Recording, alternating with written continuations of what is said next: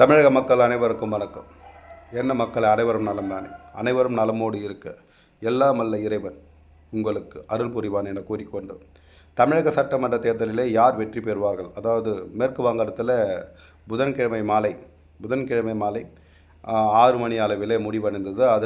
அதனைத் தொடர்ந்து 6:30 மணி அளவிலே அந்த எக்ஸிட் போல் ஓட்டு ரிசல்ட் அப்படின்னு சொல்லிட்டு ஒரு ரிசல்ட் தருவாங்க. இந்த பத்திரிகை நிறுவனங்கள் அதாவது இந்தியாவிலே முக்கிய பத்திரிகை நிறுவனங்கள்லாம் வந்துட்டு கூட்டிகிட்டு ஒரு பொதுத்துறையில் இருக்கக்கூடிய மீடியாக்கள்லாம் வந்துட்டு சேர்ந்து ஆய்வு காலத்தில் ஓட்டு போட்ட மக்களிடம் கருத்து கணிப்பை கேட்டு அது வெளியிடுவது வழக்கம். அந்த கருத்து கணிப்பு என்பது எந்த அளவுக்கு சாத்தியமாக உள்ளது, எந்த அளவுக்கு சாத்தியமில்லை என்பதை நீங்கள் தமிழக வரலாற்றை புரட்டி பார்க்கும் பொழுது நமக்கு தெரிய வரும்.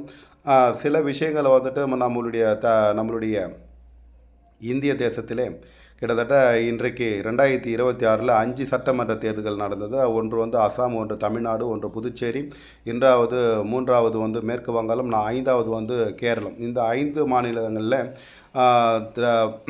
மாநிலங்களில் மேற்கு வங்காளத்தில் திரிணாமுல் காங்கிரஸ் மற்றும் பாரதிய ஜனதா கூட்டணி. இங்கே தமிழகத்தில் கிட்டத்தட்ட வந்துட்டு திமுக கூட்டணி, அனைத்து இந்திய அண்ணா திமுக கூட்டணி, அது மற்றும் நாம் தமிழர் கட்சி, அடுத்த கட்டமாக வந்து தாவேகா. அதேபோல் கேரளத்தில் வந்துட்டு காங்கிரஸ் கூட்டணி, பாரதிய ஜனதா கூட்டணி, அதே போல் வந்துட்டு அசாமில் பாரதிய ஜனதா கூட்டணி மற்றும் இடதுசாரிகள் கூட்டணி.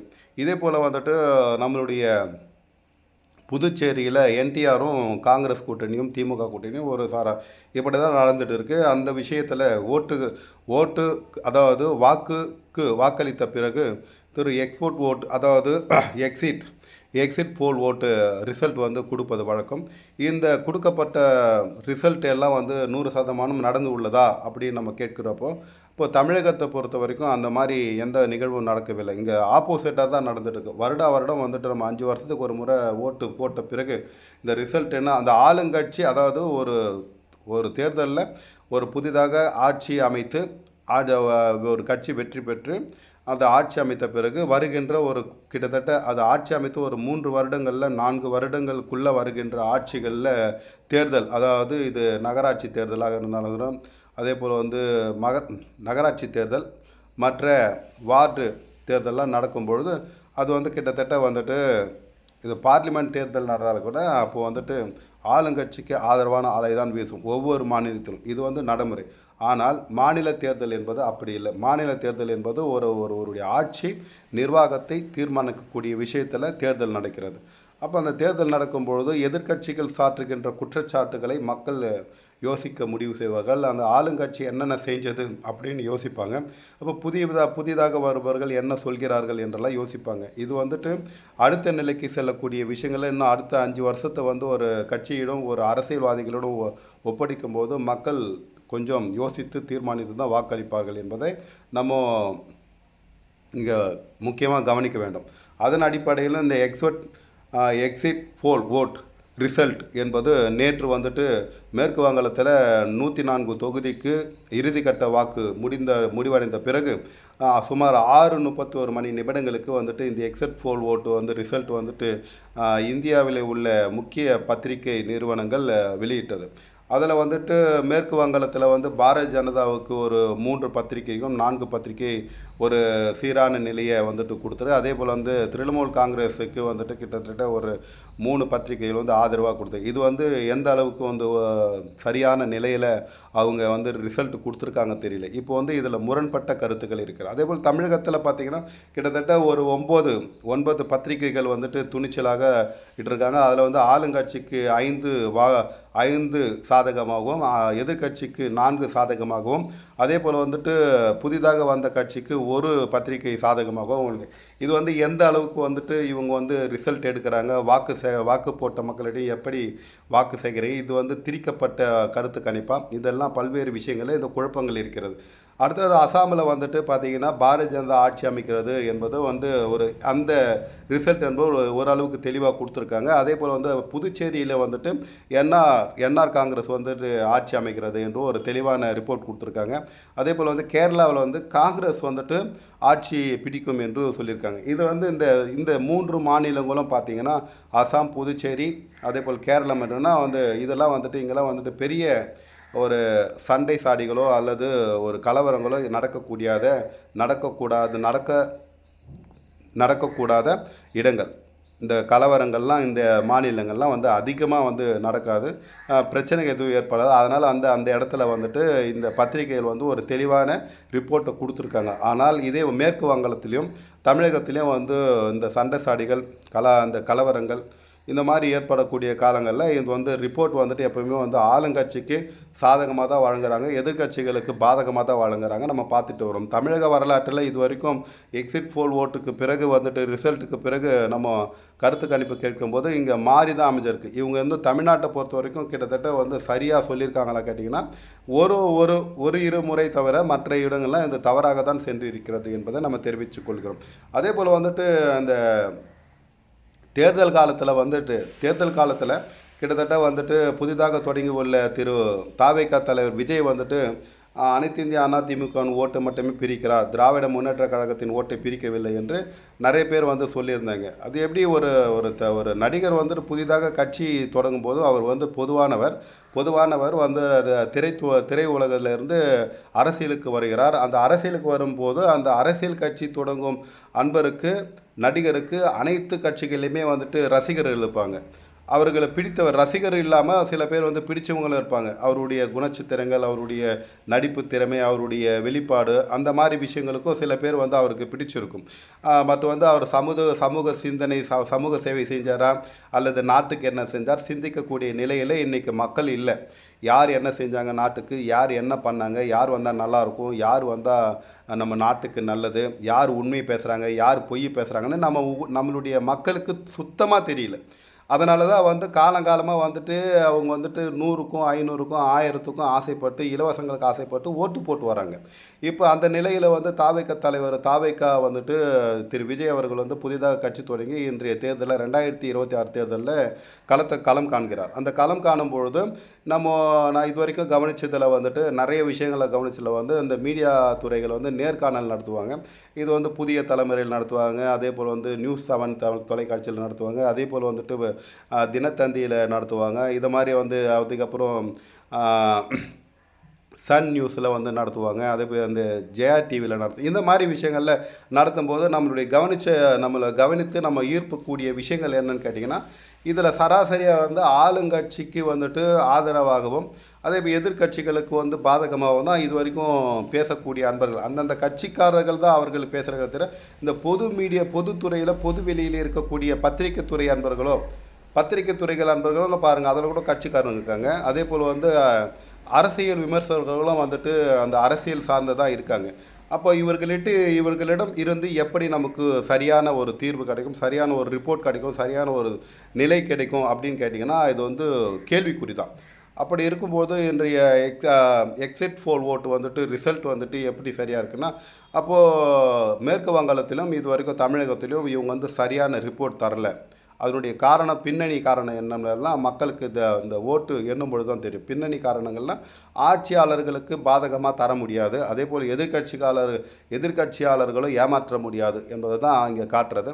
இப்போது தமிழகத்தில் நடைபெற்ற திரிணாமுல் காங்கிரஸ், அதாவது மேற்கு வங்காளத்தில் எப்படி ஆட்சி பெற்றது, அதே போல் தமிழகத்தில் எப்படி ஆட்சி பெற்றது, என்னென்ன நிலைகளை சொல்லி இங்கே வாக்கு சேகரித்தாங்க என்பதெல்லாம் மக்களுக்கு நன்றாக தெரியும். அப்போது தேர்தலுக்கு பிந்திய கருத்து கணிப்பு என்பது கிட்டத்தட்ட ஒரு 50 விழுக்காடை சரியாக எடுத்துக்கொண்டாலும் கூட அந்த சரியான மக்களிடம் சேகரித்த கருத்து கணிப்பை இங்கே அப்படியே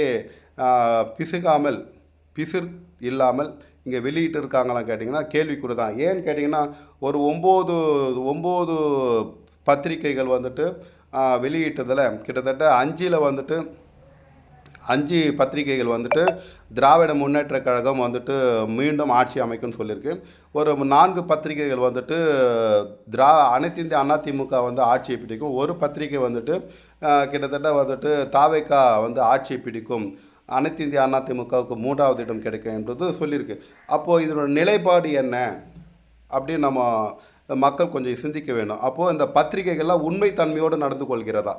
தமிழகத்திலே மேற்கு வங்கத்தில் இந்த பத்திரிகைகள் எல்லாம், அதாவது பேர் போன பத்திரிகைகள் எல்லாமே வந்துட்டு கிட்டத்தட்ட வந்துட்டு எல்லாமே வந்துட்டு மக்கள் மத்தியில் ஒரு பிரசித்தி பெற்ற ஒரு முதன்மையான பத்திரிகைகள் நடத்தி இது போல் வந்துட்டு ஒரு எக்ஸிட் போல் ஓட்டு ரிசல்ட் தர்றது வந்து ஒரு சரியான நிலையா? அதாவது தேர்தலுக்கு பிந்திய கருத்து கணிப்புகளை எப்படி தர வேண்டும்? இங்கே பாரபட்சங்கள் பார்க்காமல் தந்தால்தான் உங்களுடைய பத்திரிகைக்கு அழகு.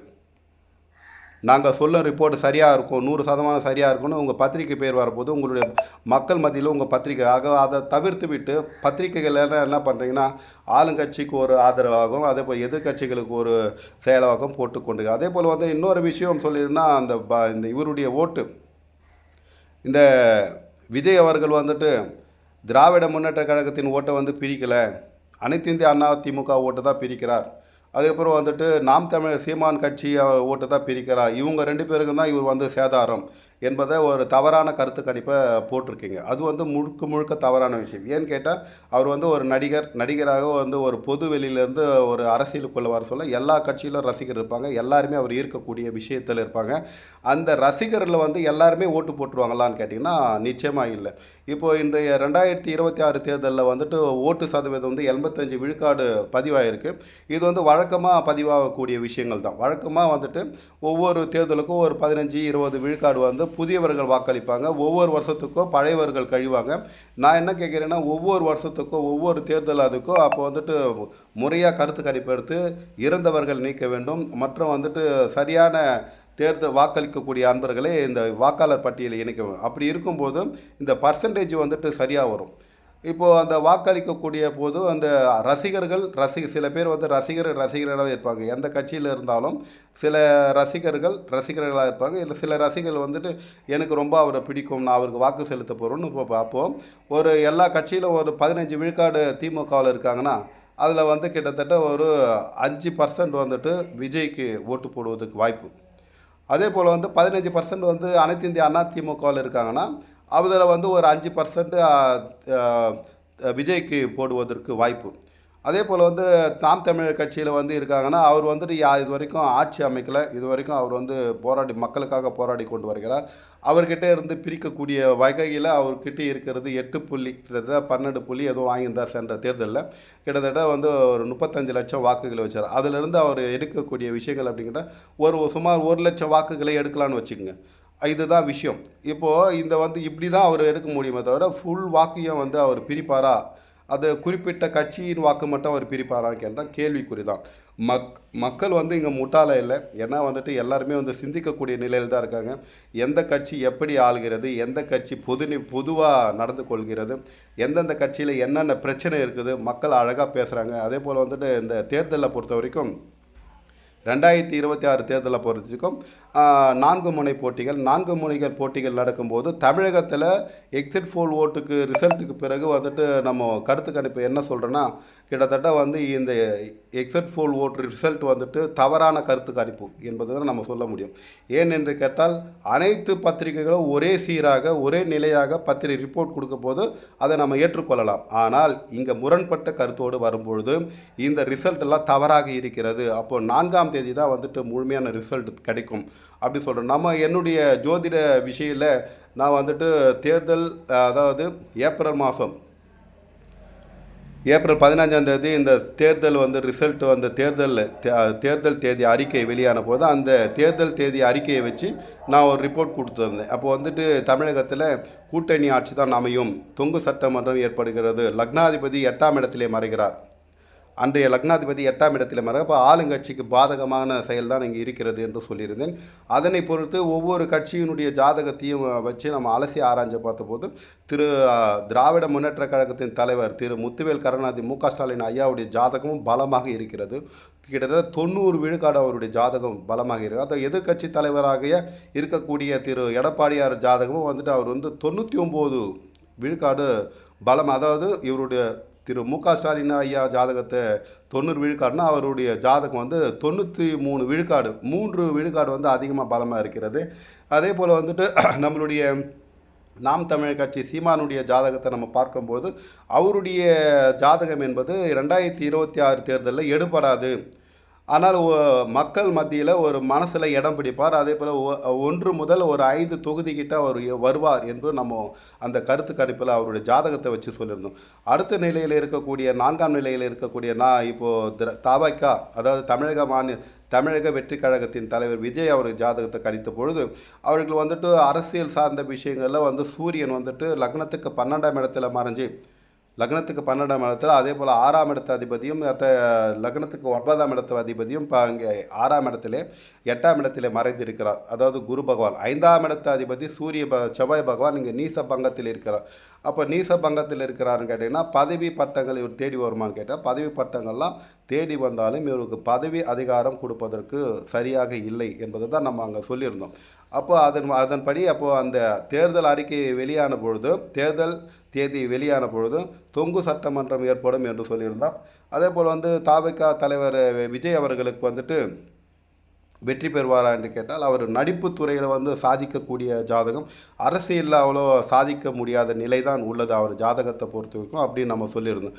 அப்போ அந்த நிலையில் இறுதி கட்டமாக நம்ம என்ன சொல்லிடுறதுன்னா, நடைபெறுக 2026 நடைபெற இருக்கக்கூடிய சட்டமன்ற தேர்தலில் தொங்கு சட்டமன்றம் ஏற்படும், அரசு கூட்டணி கட்சிகள் தான் ஆட்சி அமைக்கும் என்று சொல்லியிருந்தோம். அந்த ரிசல்ட்டுக்கும் இப்போது அந்த எக்ஸிட் போல் ஓட்டு, அதாவது எக்ஸிட் போல் ஓட் ரிப்போர்ட்டுக்கும் அங்கே நம்ம கரெக்டாக நம்ம எடுத்துகிட்டு வரோம். ஏன்னு கேட்டிங்கன்னா அன்றைக்கி சொன்ன விஷயம் தான் இன்றைக்கி ரிப்போர்ட்டும் இங்கே சொல்கிறது. தேர்தலுக்கு பிந்தைய கருத்து கணிப்பு, வாக்களித்த பிறகு கருத்து கணிப்பு என்ன சொல்கிறதுனா, இங்கே யாருக்கும் வெற்றி தோல்வி இல்லை. அதாவது இந்த ரிப்போர்ட் தமிழகத்தையும் அசாம் மாநிலத்தையும், அதாவது மேற்கு வங்கத்தையும் எல்லாரையும் சாந்தப்படுத்துறது. அவள்தான் உங்களுக்கும் இல்லை அவங்களுக்குன்னு நாங்கள் பொதுவாக நடந்துக்கிட்ட கையா அப்படி சொல்கிற மாதிரி இந்த விஷயங்கள் இருக்கிறது. ஆக மொத்தம் என்னுடைய கருத்து கணிப்பில் இந்த மீண்டும் இங்கே திராவிட முன்னேற்ற கழகம் ஆட்சி அமைக்குமா அல்லது அனைத்து இந்திய அதிமுக ஆட்சி அமைக்குமா என்பதெல்லாம் கேள்விக்குறி தான். அந்த கேள்விக்குறி இன்றைய காலகட்டத்தில் கேள்விக்குறி, அது சஸ்பென்ஸாக வச்சுருக்கோன்னா, இந்த தேர்தலில் எல்லாருமே மாறி ஓட்டு போட்டிருக்காங்க. அனைத்து இந்திய, அதாவது திராவிட முன்னேற்ற கழகம் எங்களுக்கு பிடிக்கவில்லை என்று ஒரு சாராரும், அனைத்து இந்திய அதிமுகவில் சில கட்சி அவங்க கட்சி உடஞ்சி உள்ளது, அந்த சில தலைவர்கள் வெளியே போயிட்டாங்க, அதனால் இந்த கட்சி நல்ல கட்சி தான், ஆனால் மக்களுக்காக செயல்படக்கூடிய கட்சி தான். ஆனால் அங்கே தலைமை சில விஷயங்கள் சிதறி போயிருந்தனால ஒரு விஷயங்களில் மக்கள் இருந்தாலும் அவர் நல்லா பண்ணார் அப்படின்னு சொல்லிட்டு சில அன்பர்கள் மறுபடியும் வாக்கு போட்டுருங்க. அது இந்த அனைத்து இந்திய அதிமுகவுக்கு ஒரு ப்ளஸ் பாயிண்ட் என்னன்னு கேட்டிங்கன்னா, இந்த பன்னீர்செல்வம் மீண்டும் திமுகவில் இணைந்தது அவருக்கு அதிமுக உயிர் பெற்றது.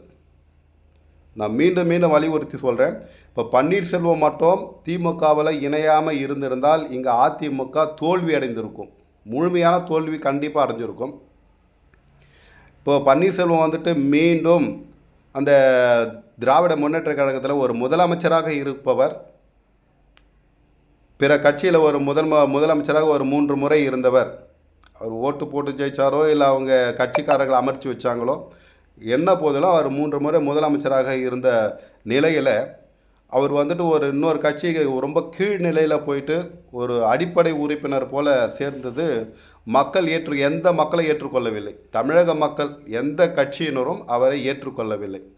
அதனால் இவர் போயிட்டு அந்த கட்சியில் திமுகவில் இணைந்ததனால் இங்கே அனைத்து இந்திய அதிமுக மறுபடியும் வளர்ந்து உள்ளது, பூர்த்து உள்ளது, அதாவது வளர்ந்து உள்ளது. அதனால் இந்த தேர்தலில் அனைத்து இந்திய அதிமுக வெற்றி பெறுவதற்கு கிட்டத்தட்ட 90 விழுக்காடு சாத்தியமாக இருக்கிறது. அவருடைய ஜாதகமும் பலமாக இருக்கிறது. இப்போ சீமானுடைய ஜாதகத்தை பொறுத்த வரைக்கும் நம்ம சொன்னோம் இந்த தேர்தலில் அவர் கிட்டத்தட்ட, ஆனால் சட்டமன்றத்திலே அவருடைய குரல் ஒலிக்கும், அதை மக்கள் மனதிலே அவருடைய குரல் கேள்வியை எழுப்பும். அதுபோல் சட்டமன்றத்திலே அவருடைய குரல் ஒலிக்கும் இந்த தேர்தலிலே. அல்லது வருகின்ற அடுத்த கட்டமாக 2031 வருதுன்னு நினைக்கிறேன். அந்த 2031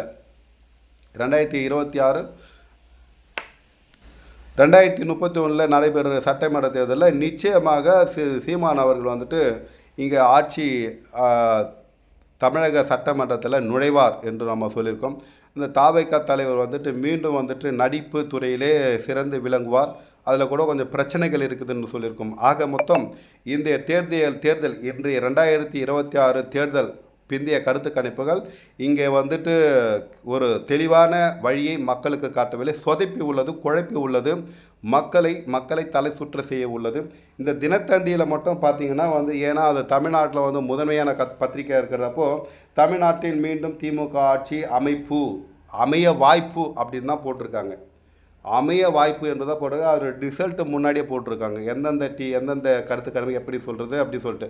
அப்போது இதிலே முரண்பட்ட கருத்து வரும்பொழுது அவர்கள் அப்படி தான் நடந்து கொள்வாங்க. அப்படி அப்போ என்னென்னா, இப்போ இந்த பத்திரிகை என்னன்னு போட்டிருக்கணும், இங்கே இந்த ரிசல்ட் ஆனது இரு கட்சிகளுக்கும் ஆதரவாக உள்ளது, இதில் யார் கட்சி ஆட்சி அமைப்பார்கள் என்று தெரியவில்லை, 4ஆம் தேதி தான் நம்ம முடிவெடுக்க முடியும் என்பதை இவங்க போட்டிருந்தாங்கன்னா அந்த பத்திரிகைக்கு நல்ல பேர் வந்திருக்கும் என்பதை தெரிவித்துக்கொண்டு, மீண்டும் நம்ம இந்த ஜாதகப்படி நம்ம ஆய்வு செஞ்ச போது இன்றைக்கும் திரு முத்துவேல் கருணாநிதி மு.க. ஸ்டாலின் ஐயா அவர்களுடைய ஜாதகம் கிட்டத்தட்ட 90 விழுக்காடு சிறப்பான ஜாதகம். ஆனால் அவருக்கு ஒரு மைனஸ் என்னன்னு கேட்டிங்கன்னா, தற்போது அஷ்டம சனி காலம் நடந்து கொண்டு இருக்கிறது. அவ்வளோதான் அவருடைய மைனஸை தவிர மற்றபடி அவருடைய ஜாதகம் சிறப்பானது. அன்னைய சொன்ன விஷயத்தையும் இங்கே சொல்கிறேன். அதே போல் திரு எடப்பாடியோட ஜாதகம் இன்றைய காலகட்டத்தில் அவர்கிட்ட நடக்கின்ற தசாபுத்திகள் நல்லா சிறப்பாக இருக்குது, கோச்சார நிலைகளும் நல்லா இருக்குது. அதனால் அவருடைய ஜாதகம் சென்ற தேர்தலில் அவருக்கு நடந்த தசாபுத்திகள் சரியில்லை, அதனால் தோல்வி அடைந்தார். இன்றைக்கு நடக்கக்கூடிய தசாபுத்திகள் சிறப்பாக, அதனால தான் அவர் இந்த கட்சியிலிருந்து பல்வேறு பிரச்சனைகள்லாம் நீங்கியிருக்கு.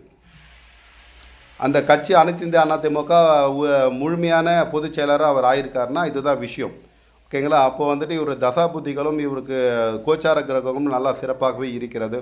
அப்போது இருக்கும் பொழுதும் இந்த விழுக்காடுகள் திரு ஐயா ஸ்டாலினுடைய ஜாதகத்தை விட 2 புள்ளி, அதாவது 2 மார்க் அதிகமாக அவருடைய ஜாதகம் பலம் பெறுவதால் இங்கே அனைத்து இந்திய அதிமுக கூட்டணி ஆட்சி தான் அமைக்க முடியுமே தவிர தனி பெரும்பான்மையோடு ஆட்சி அமைக்க முடியாது என்பதை நம்ம மறுபடியும் சொல்கிறோம். ஏன்னா மக்கள், இந்த ஜோதிடம் என்பது நான் கடவுள் இல்லை, இருந்த போதிலும் ஒரு ஜோதிடம் என்பது நம்மளால் எந்த அளவுக்கு கணிக்க முடியுமோ அந்த அளவுக்கு கணிச்சிருக்கோம். மற்றதெல்லாம் மேலே உள்ள பகவான் மேலே தான். ஏன்னா ஒவ்வொரு நாளும் ஒவ்வொரு நிகழ்வில் நடந்து கொண்டு இருக்கிறது. அப்போ இதுக்கு மாறுபட்ட நிலைகள் வரும்போதும் அப்போ கடவுள்கிட்ட சில விஷயங்கள் இருக்கிறது. அந்த கடவுள் என்ன செய்ய போகிறார் என்பதை பொறுத்திருந்து பார்ப்போம் 4ஆம் தேதி. ஆக மொத்தம் என்னுடைய கருத்து கணிப்பில் இப்போது இந்த தேர்தலை பொறுத்த வரைக்கும் அனைத்து மக்களுமே அனைத்து கட்சிகளுக்கும், அதாவது திராவிட முன்னேற்ற கழகத்திற்கு வாக்களிக்கவில்லை. கிட்டத்தட்ட ஒரு 20 விழுக்காடு மக்கள் திராவிட முன்னேற்ற கழகத்திற்கு வாக்களிக்கவில்லை. அனைத்து இந்திய அண்ணா திமுகவுக்கு கிட்டத்தட்ட பொதுமக்கள், அதாவது இந்த பொதுமக்கள் தான் யார் ஆட்சி அமைப்பாங்க, அதாவது கட்சி சாராத மக்கள் தான் அந்த ஆட்சி யாருக்கு கொடுப்பது என்பது தேர்ந்தெடுப்பாங்க. அப்படிப்பட்ட சூழ்நிலையில் உள்ள மக்கள் கிட்டத்தட்ட இன்றைக்கு மாறி வாக்களித்து உள்ளார்கள். அதாவது நாம் தமிழர் கட்சிக்கும் தாவேகா கட்சிக்கும் மாறி வாக்களித்து உள்ளார்கள். இது இதன் வெளிப்பாடு என்னன்னு கேட்டிங்கன்னா, இந்த தாவேகாவும் அதே போல் நாம் தமிழர் கட்சியும் இரு கட்சிகளின் ஓட்டையும் பிரிக்குது. அப்போ இரு கட்சிகள் ஓட்டுகள் பிரிக்கும் பொழுதும் இங்கே திராவிட முன்னேற்ற கழகத்திற்கு பலம் குறைந்தும் அனைத்து இந்திய அதிமுகவுக்கு கொஞ்சம் பலம் ஏரியம் இருக்கிறது. கிட்டத்தட்ட 2 பேருக்கும் பார்த்திங்கன்னா 2 விழுக்காடு தான் வித்தியாசமே தவிர பெரிய வித்தியாசங்கள் இல்லை. என்ற போதிலும் திராவிட முன்னேற்ற கழகம் ஆட்சி அமைக்கப் போகிறதா அல்லது அனைத்து இந்திய அதிமுக ஆட்சி அமைக்கப் போகிறதா என்பதை காணும் பொழுது இறைவனிடம் தான் உள்ளது. எல்லாருமே இன்றைக்கி கூட இந்த திராவிட முன்னேற்ற கழகத்தில் ஒரு விஷயத்தை சொல்லியிருக்க, இலவசங்கள் வழங்க 8,000 ரூபாய் கூப்பன் சொல்லியிருக்கார். அந்த கூப்பன் கூட ஜோதிட அடிப்படையில் தான் இங்கே அவர் இலவசத்தை அறிவித்திருக்கிறார்.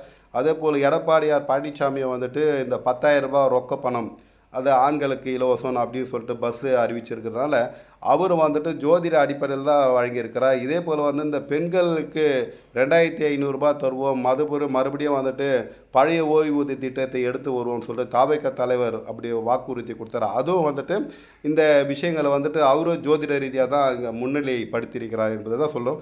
இது ஜோதிடத்தை நம்பாமல், ஜோதிடத்தின் நம்பிக்கை இல்லாமல் இங்கே உண்மை நீதியை மட்டுமே பேசிக்கொண்டு இருப்பவர் யாருன்னு கேட்டால் நாம் தமிழர் கட்சி சீமான் அவர்கள் தான் இதை பேசிகிட்டு இருக்கார்.